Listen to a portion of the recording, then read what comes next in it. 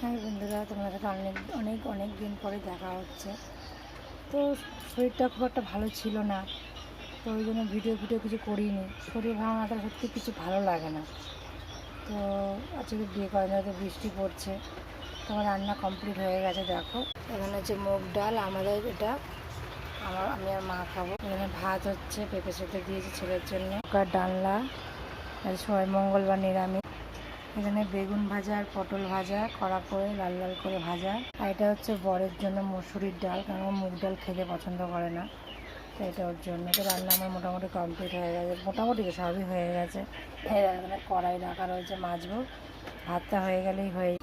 তোমরা কমেন্টে জানিও মানে কার কী মানে বক্তব্য। এতদিন পরে ভিডিও দিলাম, তো ভালো লাগলো কি খারাপ লাগলো রান্নার ভিডিও। হ্যাঁ, তো আমার রান্নাগুলো তোমাদের কীরকম লাগে সেটাও একটু জানিও।